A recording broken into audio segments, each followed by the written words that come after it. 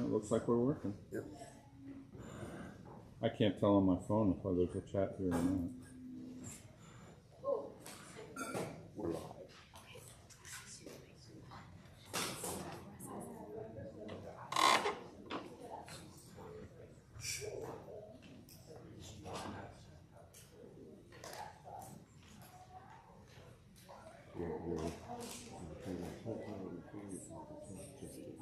Did it?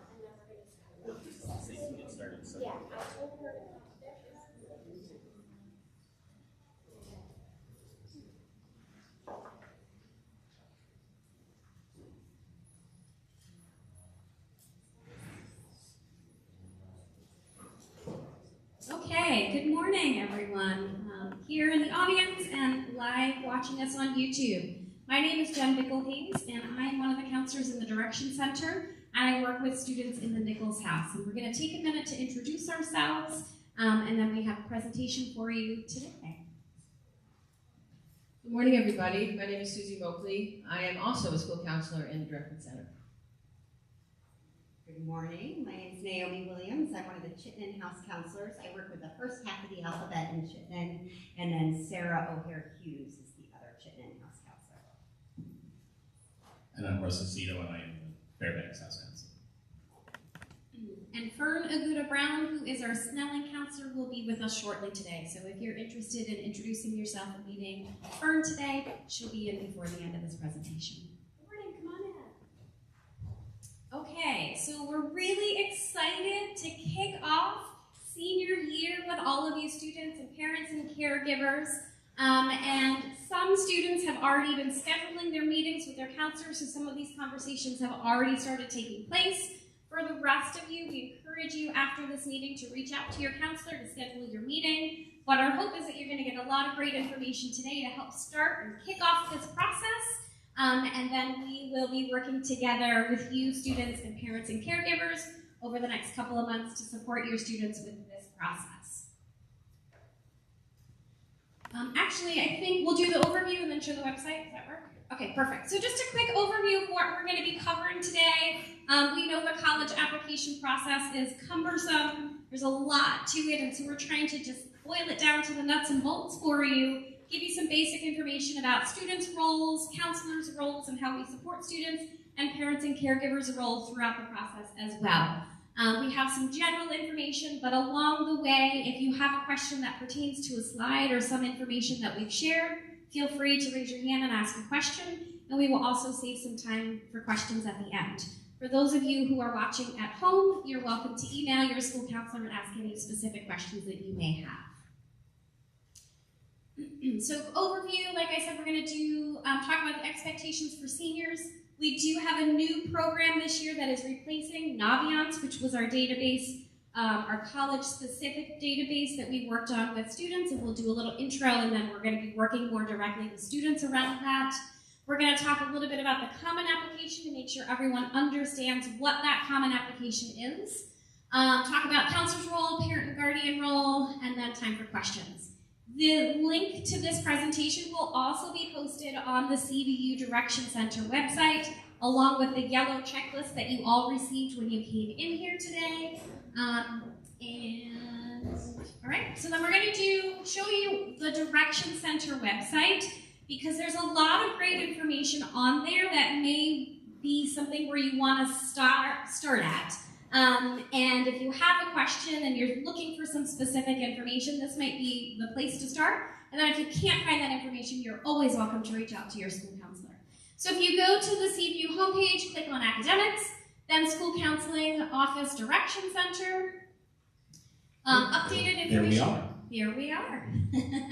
And so there's a lot of great information, not just specifically for seniors. So parents and caregivers, if you also have 9th, 10th, or 11th graders, there's some information up there about driver's ed, dual enrollment. Russ has been doing some counselor podcasts over the last couple of years. It has a lot of great information specifically about the senior college application process, but a lot of other topics as well. Yeah, there's a lot of, last year I spent almost all of first semester interviewing colleges that would come on campus and asking them all the same questions, so that there is tons of great information, great opportunity to listen to a rep and myself speak to you and your son or daughter in the car on your way to school. And that's where I also post the audio from a lot of these evenings. So we have Gary recording today being posted on YouTube. We're going to strip the audio off it, and I'm going to post it as a podcast. So there's, as Jen said, there's a lot of information here. One of the things that I think is really important to mention is, from the CVU homepage, everybody has access to like a student portal.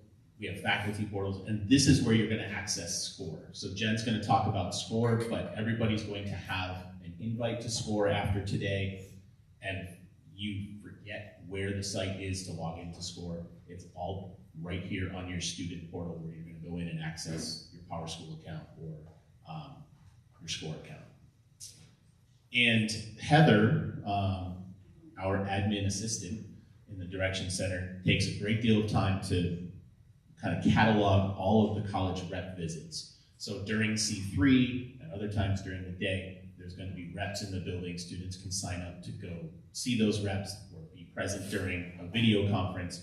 And Heather is posting the link for all of those reps down here. And rather than load the page again, this is what it looks like. So far, these are all of the reps, the dates and times that they're going to be in the building. Just a quick note on that, when we get to the SCORE piece, once students and or parents, if your child invites you to the SCORE account, which all of you are able to do, you will also have access to all of the college rep visits online on the SCORE account. And students, when you get to the place where you're adding your colleges that you're thinking about or planning to apply to into your SCORE account, you will receive an email from SCORE letting you know if that college is scheduled for either a virtual information session or if they will be in person in the, I believe it's going to be Four Corners during the 4 lunches. There's a couple of times, or a handful of times, I think, a month, where colleges will be here in the building. And as Russ said, you're welcome to go and talk with those reps at any time. Okay, all right, so let's get moving here on our senior responsibilities. So first and foremost, I'm imagining many of you have already started this process. And for those of you who are feeling a little behind, don't worry, there's still lots of time. As counselors, we are still meeting with students who say, I know I want to go to college, but I don't know anything else beyond that. And that's okay, there is still plenty of time. But really one of the first pieces is doing research and getting a good sense of what are your interests, what are the things that you want to know about each of the schools so that you can compare them as you're finding more schools. And we also highly encourage students and families to do visits, whether it's in person, if you can get to those schools, or most schools also have virtual tours now, which is a wonderful thing if you can't travel to those schools in the time period where you're looking to do that research and make some decisions around whether you want to apply to that school or not. So within the research part, what you also want to make sure that you're thinking about, students and families, is looking for safety schools. So making sure that on the list of schools that you're planning to apply to, that you have at least 1 or 2 colleges that we know that you can get into. And with that, it boils down to one really basic thing, which is when the college is reporting what their average GPA is of accepted students, your GPA students right now, which is from the end of your junior year, needs to be above what that average is. And that's the plain and simple way of defining what a safety school is. There are other factors that we will talk about as well, especially as we get into the target and reach schools, but that is kind of what it boils down to with the safety, is making sure that your GPA is above what that school is reporting as their average GPA with accepted students. A target school is going to be your GPA is in that range of what that school is accepting, and then a reach school is going to be the opposite of a safety. So the average GPA is above your GPA.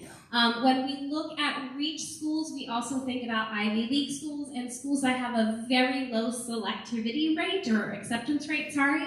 And so when you're talking single digits of acceptance rates, even if your GPA is in that range, it would still be considered a reach school because that school does accept students in your range. However, it's a little bit harder to predict whether you would be able to get into that school.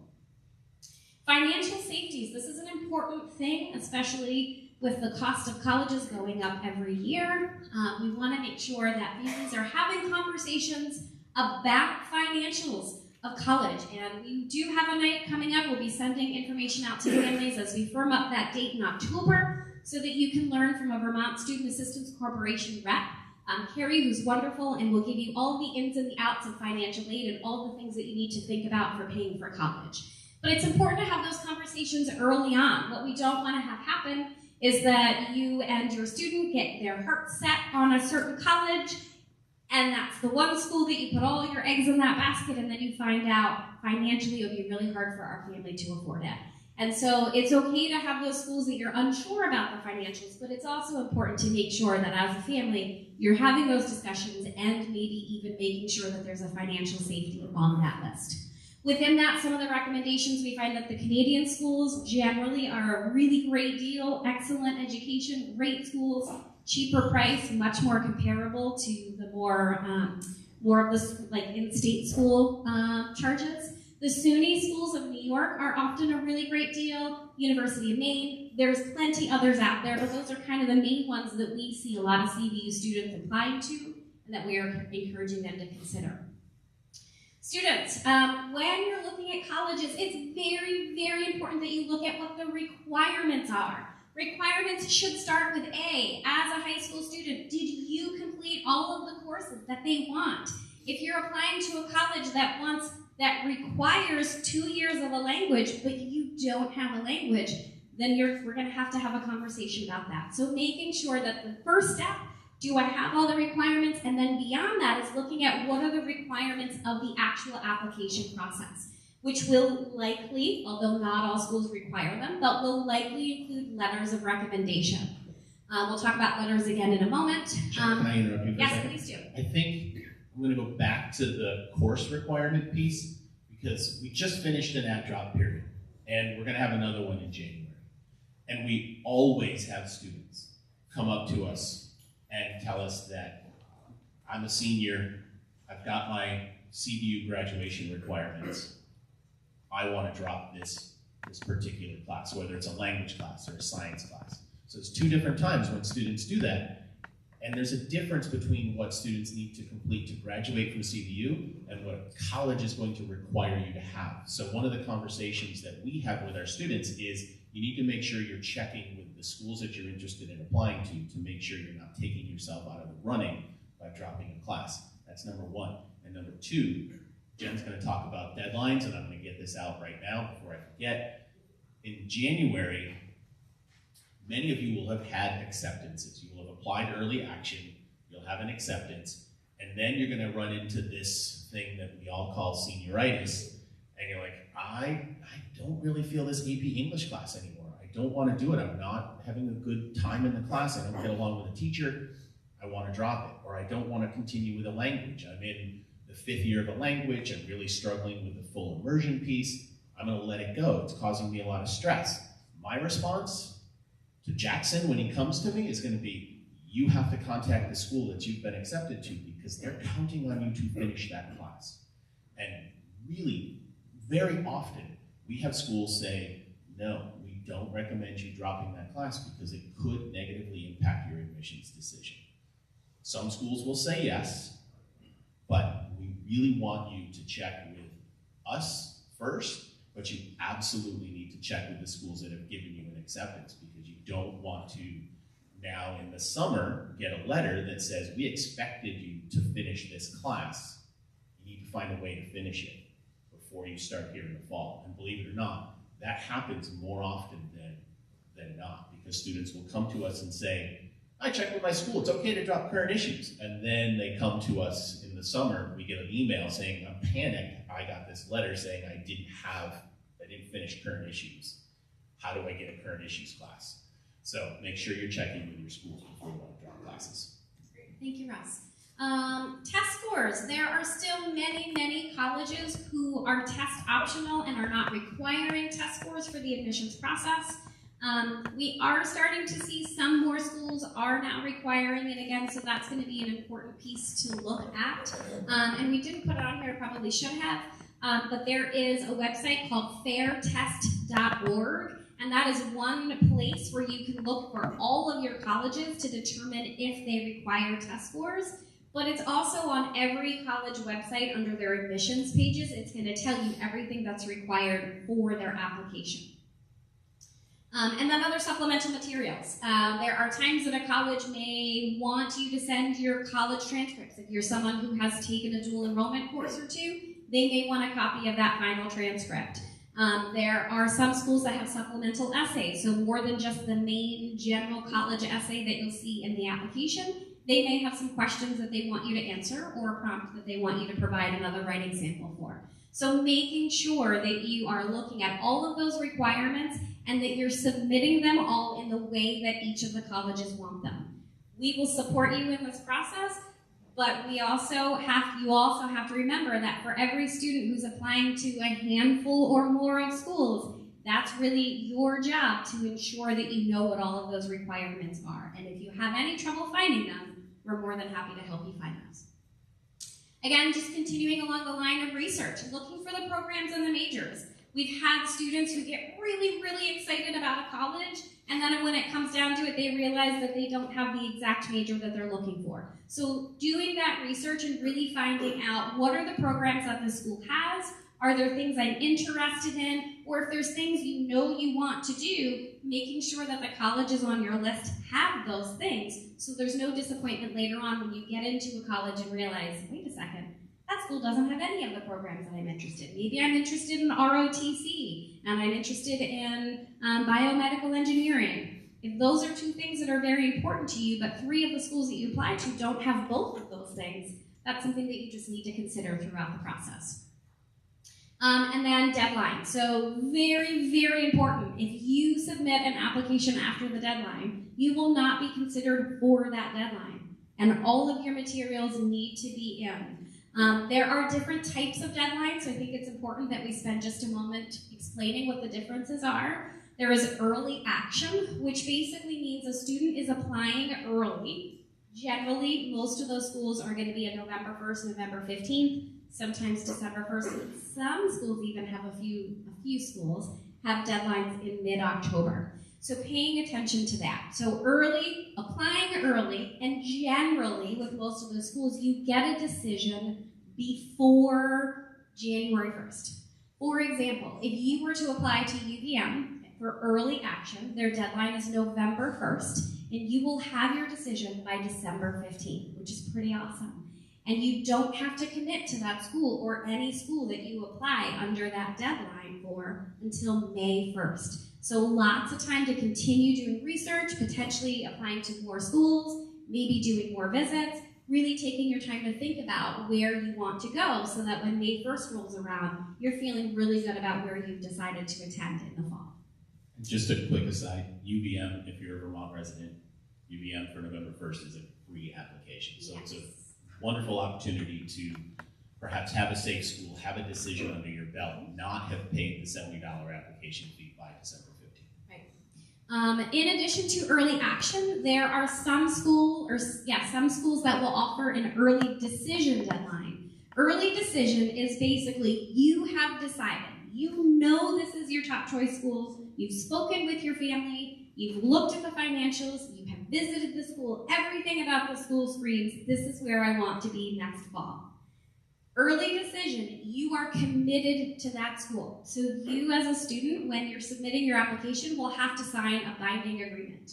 Parents or caregivers, you will have to sign a binding agreement. And counselors also have to sign it, saying you know that this is the one school that you are committed, you're committing yourself to. You can still apply under early action to other schools, but if you get in for early decision, you are going to that school, and you have to withdraw all of your other applications from the other schools. The one caveat around that is that there are times that once the financial aid information comes out, a family realizes they actually can't afford that school. And so that is the one way that you are let out of that binding agreement, is if realistically, financially, you are not able to make that work. But again, it's still very important to do some of that work ahead of time as best you can. We know you won't have the exact financials during the application part, but make sure you're getting all the financial aid information in, which we'll talk about in a few minutes as well. So early action, no commitment, just applying early, have a decision early. Early decision, you are committing to, you are telling that school, if I get in, I am coming and I will give my deposit within whatever your timeline is, usually within a couple weeks to a month tops. We have regular decision, which is usually more of like a January, February deadline. We have and then their decisions usually come out sometime in March or April, so they're a little bit later, and the turnaround time is still a little bit, it's shorter, because you again have to make that decision by May 1st, whether you want to get in. Susie, did you want to add something? I just wanted to say that for those of you that are applying early, every college website has a tool called the Net Price Calculator. It is a short survey that families can take that will give them a guesstimate of how much they need to pay to go to that school. So because the FAFSA is coming out later, and you might not have that information through the FAFSA, you can go to Net Price Calculator, you can take the short survey as a family, and you will get a guesstimate of how much money you are expected to pay for that school. Really helpful for those of you applying early decision. Thanks, Susie. We also have rolling decisions that we see at times. So there are colleges that will say, once you get all of your materials in, we will review them and we will give you an answer, usually between 4 and 6 weeks after you submit everything. And that one, again, will be the May 1st commitment date. Okay? Question? Are you limited in the number of schools you can apply to either under early action or early decision? Great question. The question is, are you limited in the number of colleges that you can apply to under the early action or early decision deadline? So early action, no limit. You can apply to as many schools as you want. There are plenty of students who will apply to all of their schools if they offer early action. Not every school offers it, but many of them do. Early decision, you can only apply to one school at a time.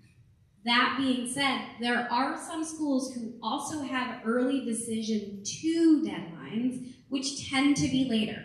For example, this is brand new this year, but UVM now offers 4 different deadlines. They have early action, which is November 1st, and you get your decision by December 15th. They have early decision 1, which is also November 1st application deadline, and receive your decision by December 15th.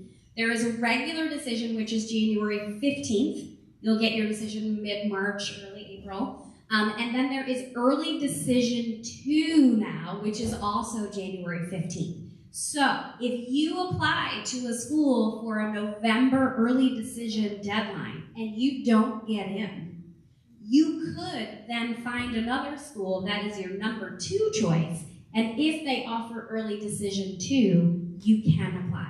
So it's one early decision at a time. Once you get a decision, if it's a denial, then you can apply early decision to one other school at that point. Okay. Question? Yeah, so on the early decision, one of the schools I'm looking at, I believe as of November 1st, early decision date.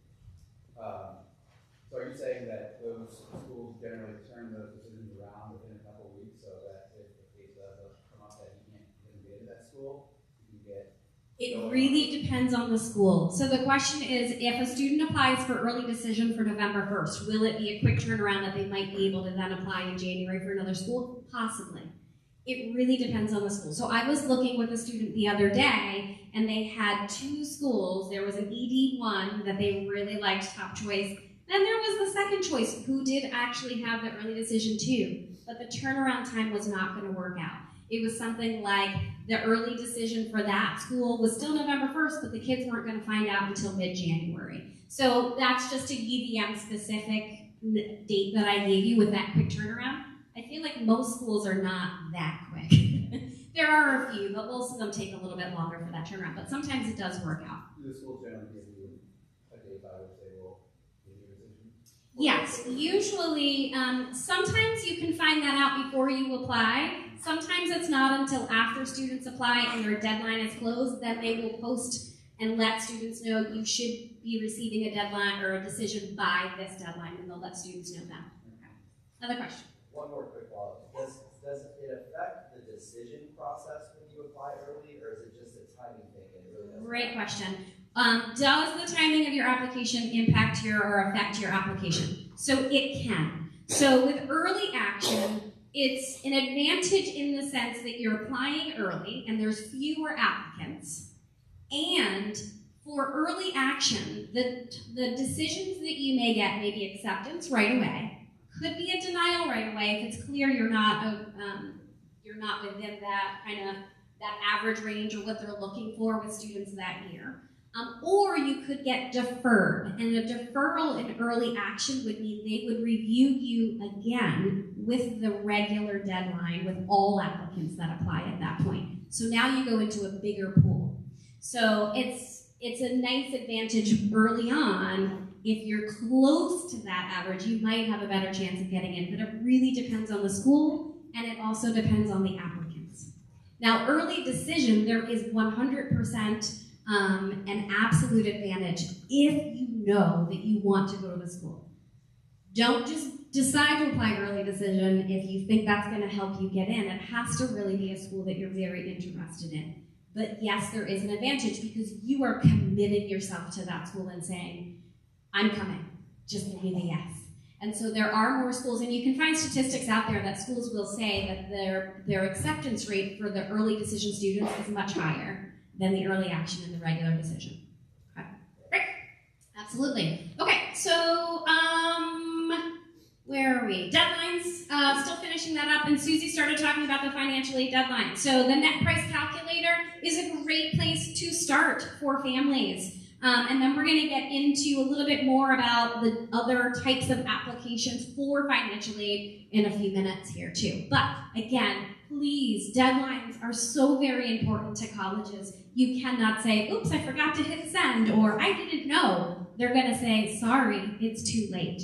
Now, they might have a regular deadline that's later, and then you can apply then, but for some people, there is that real interest in applying early, so make sure you're getting things in by 11:59 p.m. on the deadline. I'll do this next one, Jen, Okay. but I just wanted to say one other thing. So the most important piece of the application that has to be in by 11:59 on that date are the pieces that you are directly responsible for.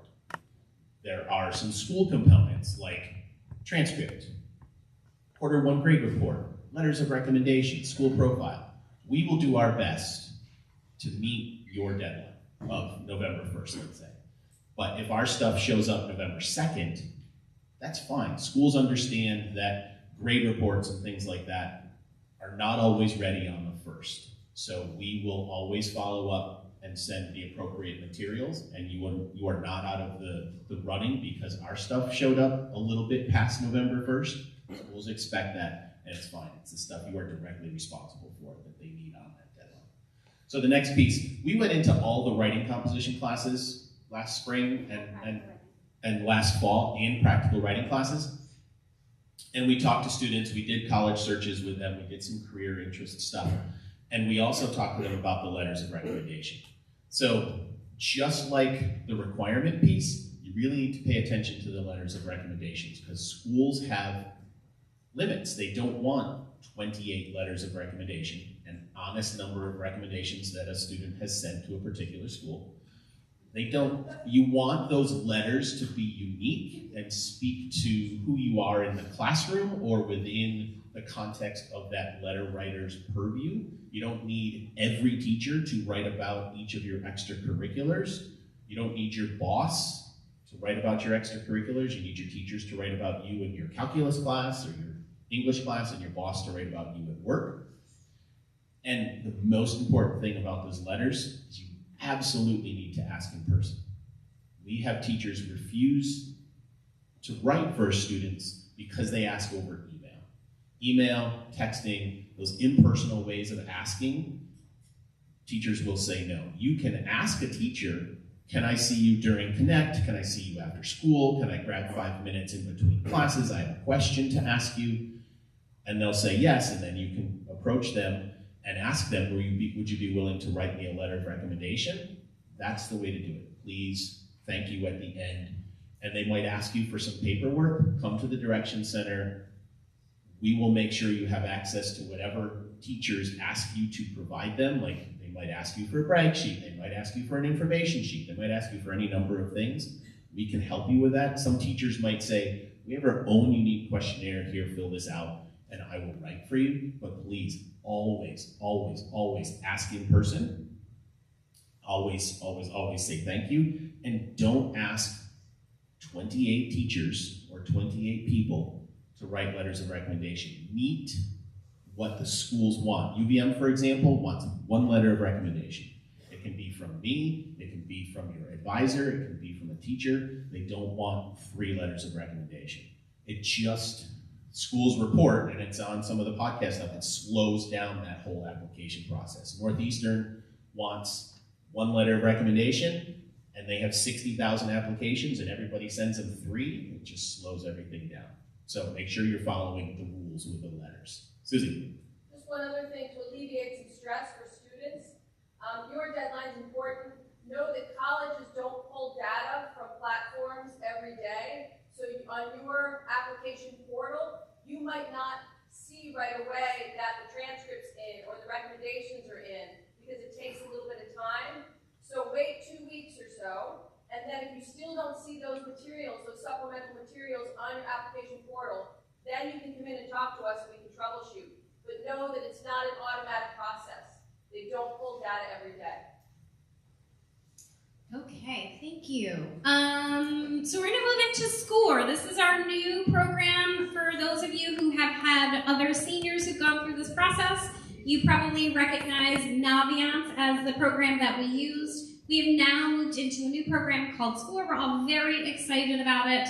And there are a lot of different opportunities to do things within SCORE, and how involved you get students is really up to you. And some of the meetings that I've been having with my students already, they've already selected their colleges and they are ready to go, so they don't necessarily need to do a college search, they don't need to do research, that's already done.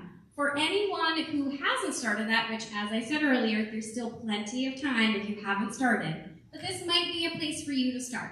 So Russ, can you take us to the next page? And we'll talk a little bit about SCORE. So finding your fit. So SCORE, it is a great program. It has some career stuff in there, is a lot of the college stuff. And as I mentioned, there's cool things for students to play around with in there. And then behind the scenes, the counselors will be working with students to ensure that all of your other documents, the supplemental things like your transcript, your letters of recommendation, your Q1 grades, and your mid-year grades. Colleges want to see all of those. And so behind the scenes, through SCORE, we will be submitting those materials. And Susie mentioned that there's sometimes or usually a little bit of a delay. And so I just want to explain what happens when you submit your application. A college will send you, within a couple of days, confirmation that they've received your application and maybe even an invitation to log into a portal. And that will be specific to your college. So through this process, you might, if you're applying to 8 colleges, you may have 8 different portals that you have to keep track of. But your main job is just tracking to make sure that your documents are in there and everything has been received. And then for many colleges, that's how they actually give you your decision and update you on your financial aid status.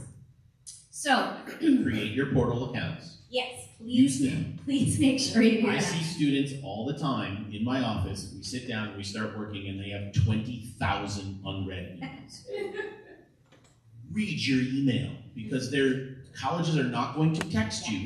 They're not going to email you, or me. They're going to email you, telling you this is what your next step is. Create this account. You need to be reading emails. Just have to do it. Yes, 100%. And by the way, Fern is here. She's in the back.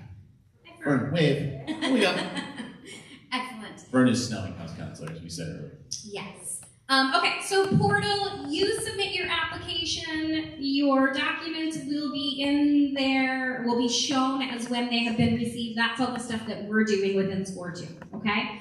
But some of the basics, there is a find your fit, there's a match. You put in your preferences, and this is for students who are still trying to find some schools, or maybe you want to add some more schools to your list. You're doing, or you can and probably should be doing, a search based on the criteria that you're interested in. What are the things that you want, whether it's a location, a size, specific majors, a program, whatever it may be, you can put those different pieces of criteria in there, and then SCORE, like some of the other platforms, will give you a list of colleges that meet your criteria, and then you can do some research even within SCORE itself, or you can go directly to those college websites to get more information. Within the plan with your supporters, this is about students this is about working with your counselors and parents and guardians. As I mentioned earlier, we mentioned earlier, every senior should have an invite in their inbox already. This happened this morning. Thank you, Lori. And in your email, as Russ said, read that email, scroll down with that email from SCORE, and you'll see an orange box that says confirm a SCORE account.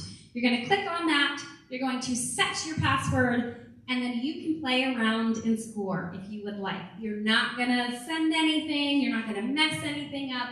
Please feel free to play around with it in any way that you like. As I mentioned, there's some career stuff in there too.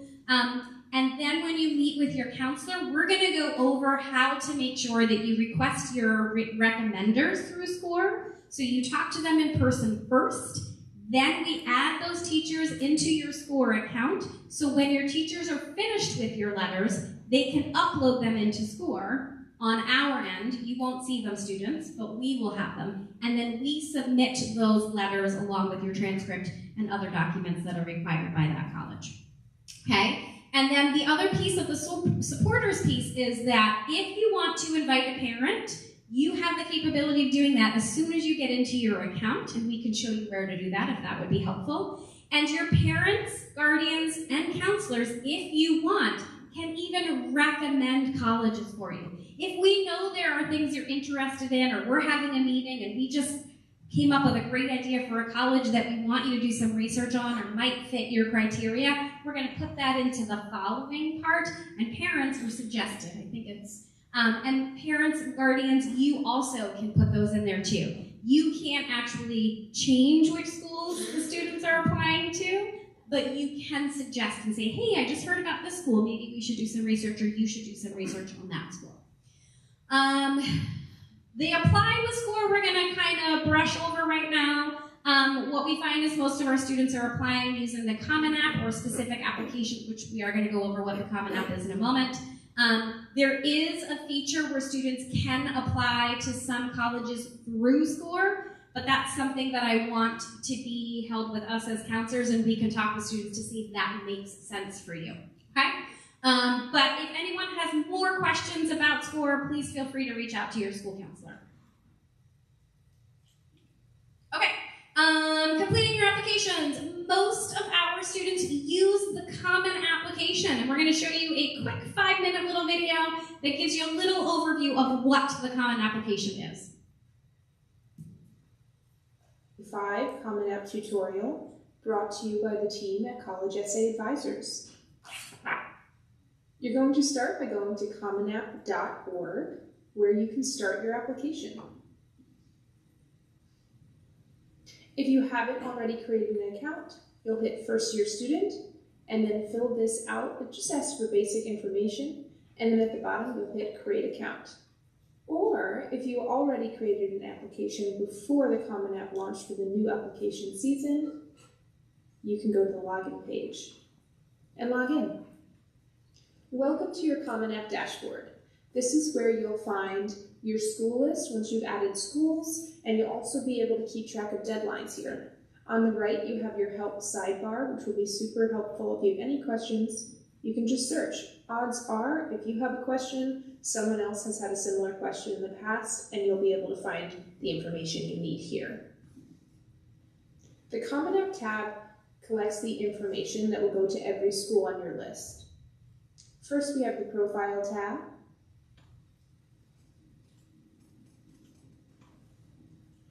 Next, Family.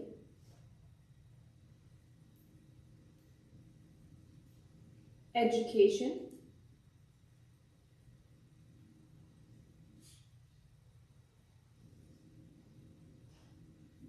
Testing.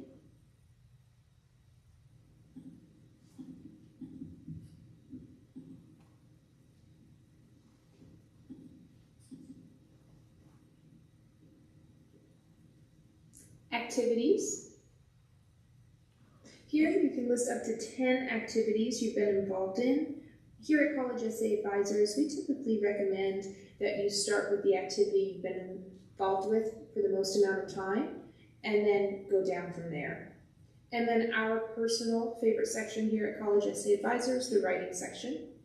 Here you will select which prompt you've responded to in your personal statement, and then you can paste that essay here. There's also the additional information section. The additional information section provides a space for students to talk about something that may have impacted their academic history, such as COVID-19, natural disasters, a family emergency, etc. Now we're in the College Search tab. You can search by the name of the college you're applying to.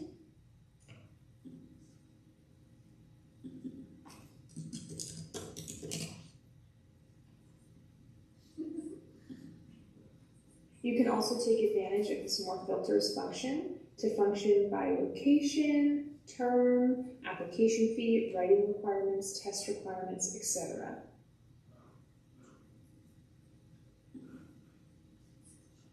You'll also see this application This person requirements is applying function, to all 6 schools. which will open in a new tab a page with information regarding the schools you've already added to your list. Now that we've added 2 colleges to our list, they will appear in the dashboard, as well as the My Colleges section. This is where you'll be able to fill out the school-specific applications. In the college information section, you'll be able to find details regarding deadlines and requirements. And then you'll move on to the application questions. Some schools, like Columbia, have a separate writing supplement section, but not all schools do. Harvard is a great example. If you look on the side, there is no writing supplement section, but once you go into questions, you'll go down to short answers, and then you'll be able to find essay requirements there. The application questions section is pretty straightforward. Columbia breaks it down into different categories such as general, more information, academics, activities, contacts, family, and application affirmations. This is pretty hard for the course. So here we see that Columbia is asking preferred start term, fall 2025, preferred admission plan, let's say early decision. Now when we go over to the dashboard, we'll see that it's changed to show that we have the early decision deadline.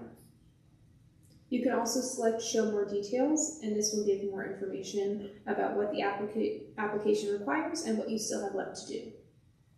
There's also the financial aid section.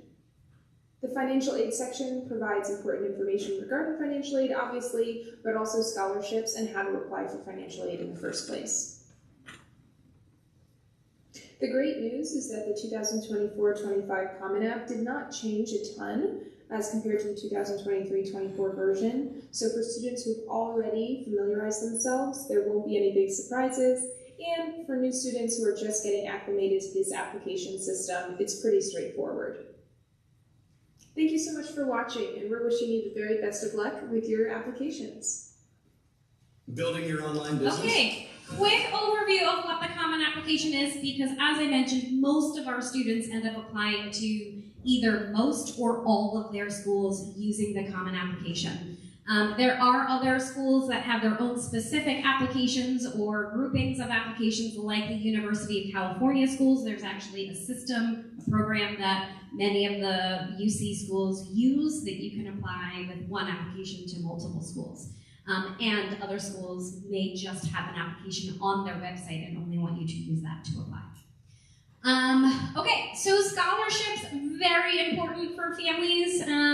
Generally, most of those start coming out a little closer to December, January, but there is going to be a binder in the Direction Center, and we will post some of the bigger scholarships in the announcements. And students and parents and caregivers, please feel free to reach out to counselors to get more information about scholarships. VSAC is the Vermont Student Assistance Corporation. They will be hosting a Paying for College event or evening in mid-December. We'll share information about that. They're going to go over the different types of financial aid and how to apply and all of that, which will be great. VSAC also has their own scholarships. We usually get that booklet in December. Hundreds of scholarships to apply for. Not everyone can apply for more than just a couple, depends on the criteria. But we usually let students know when those booklets are out, and you can also find them on the VSAC website. We have local organizations, so usually more towards January, February, March, we're going to have local organizations that reach out to CVU and the CVU-specific scholarships. So those are absolutely super important to pay attention to, because a CVU student will be receiving a scholarship, or a student in Chittenden County, or a student in Heinsberg, or Williston, Shelburne, Charlotte, St. George, versus some of the national scholarships. You're competing with thousands of people across the country. So not that they're not just as important, but also recognizing those local ones are going to be really important, because you have an even better chance of receiving a scholarship.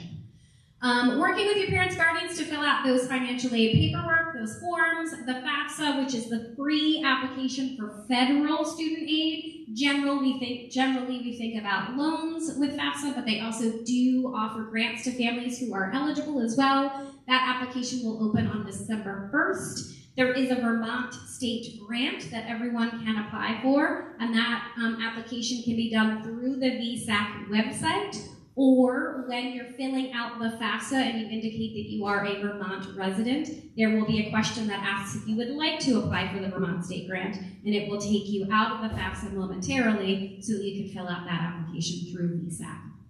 And then there is the CSS profile, which is not a free application and generally is used by more of the private schools who may have additional funding resources. and they're going to go a little bit further in depth with your financial information to determine if they want to, as a school, offer more money to your student.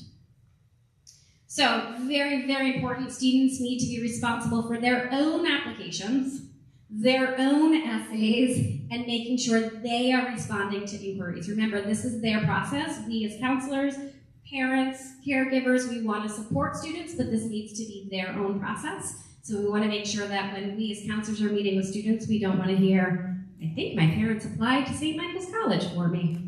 And that actually did happen one time. So a whole different story on that one. But anyway, getting to that essay piece, that's a really important part of your application. It's your personal voice, an opportunity for the admissions counselors to also know a little bit more about your writing experience. And so we've got a short little video, I believe, from Bates College that talks a little bit about what makes a good college essay. And for students, if we came to your writing comp or practical writing class, you may have seen this video already.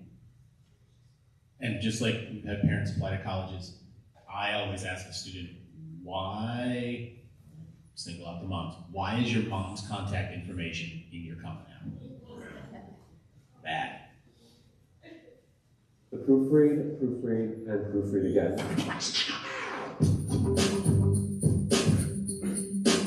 The college application essay is not an assignment in terms of choosing the most bizarre or the most interesting topic.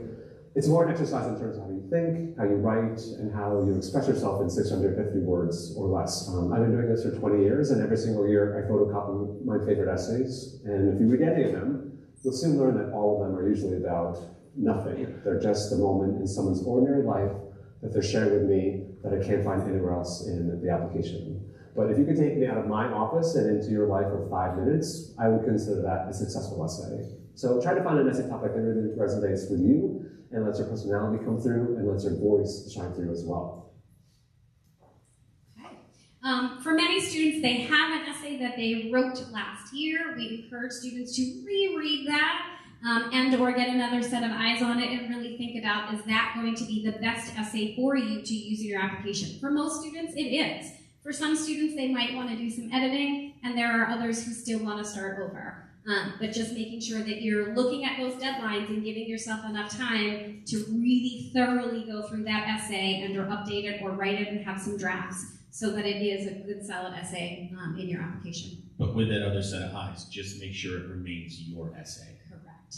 And then we talked about this earlier, completing your coursework carefully and balancing your commitments. So commitments are very important. Students have to work, students like to volunteer, they like to be involved in clubs, sports, music, they may have responsibilities within the family to help take care of family members. All of that is so very important, but it's also really important that you are working really hard in your senior year because as we mentioned earlier, colleges do want to see quarter one grades and your mid-year grades. So while many people believe junior year is the most important year, senior year is still just as important. Okay, moving on.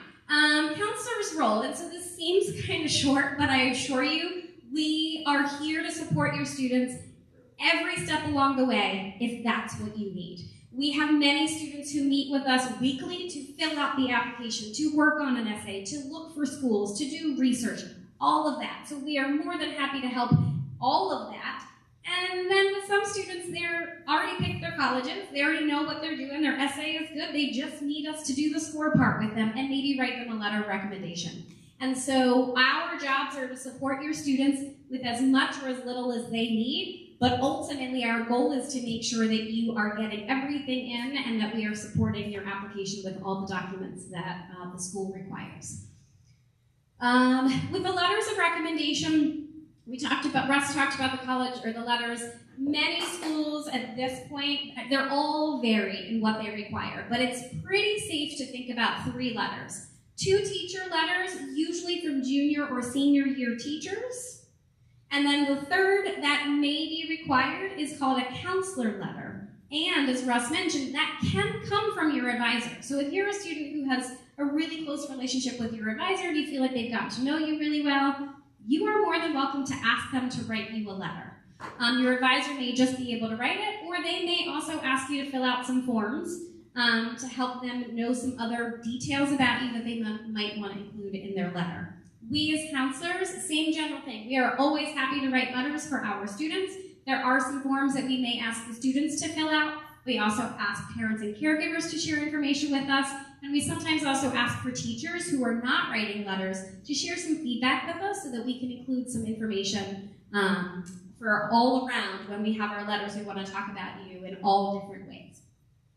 We will review applications, just make sure everything is in there that needs to be in there and everything is accurate. As best as we know. And then, as we mentioned earlier, behind the scenes through SCORE, we will submit your transcripts, letters, any additional forms the schools need, and then your grades as they come out. And as on the topic of reading your email, when grades are done or in Jump Rope, we will send an email out to all seniors making sure you are checking your grades because we are sending them out to colleges. And it's really important that you are letting us know if your transcript is ready, because if I submit it and then your grade changes, a college may not know that because you didn't even tell me that. So it's important to read your email, check your grades in the way that we ask you to, and then stay in touch with us if there's any possible changes with any of your grades. Okay, moving into the parent and caregiver role. Obviously support as you do day in and day out with your students.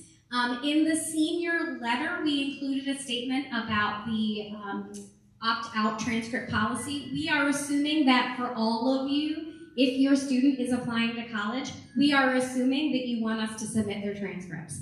If that is not the case, please reach out to your child's school counselor and we can talk that through a little bit further. Making sure your child is owning the process, again, supporting them, offering advice, offering recommendations, but making sure that this is still their process. Discuss affordability, we've talked about, working on completing those financial aid forms. Those are really important, and those actually do have deadlines, and that's going to be important, that not just submitting that application on time, but also making that sure the financial aid forms, whenever those colleges want them, that they're getting done. So as a family, making sure you're making it a priority to sit down and fill out those forms, because most of that information is really about the parents' financials. And then ask for help. Feel free to reach out to your school counselor at any time. We are more than happy. We're not finished yet, so for anyone who wants to stay, students, we can write me a pass.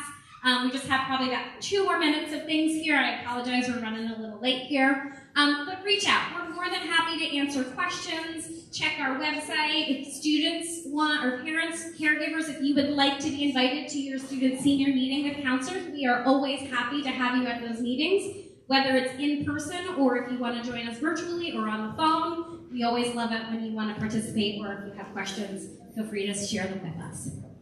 Last one, just some things to think about. Don't let senior year be defined by this process. It's an important part of senior year, 100% thinking about the future, but this is not the only thing going on in your life. So making sure you're balancing it.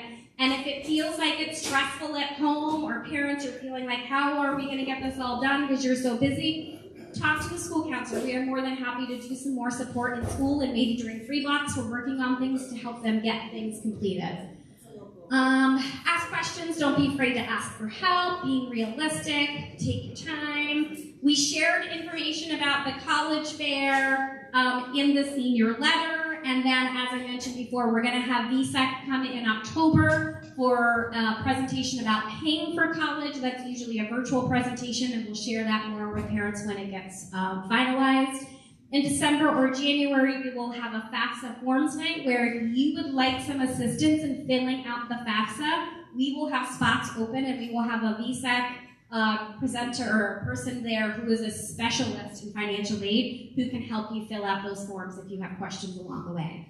VSEC is also an amazing resource. You don't have to wait for our forms night. They generally have either open office hours, or you can call and make an appointment and fill out all the forms at the VSEC building in Winooski as well.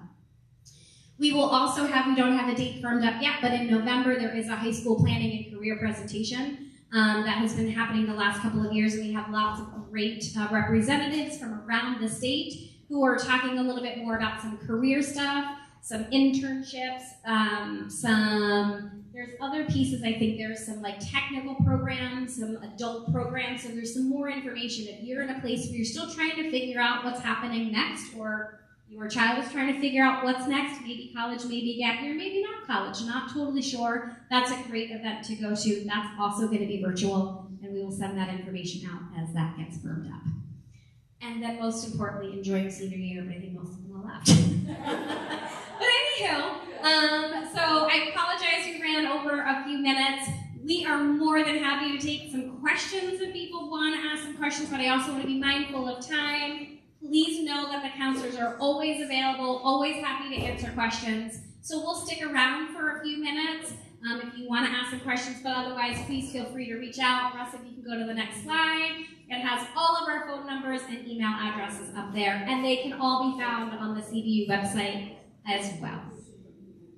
And so we thank you all for coming. We thank you all who are watching at home or watching this later on. And we're excited to work with you and your students around this senior application process. Have a great day, everyone. Thank you. Thank you.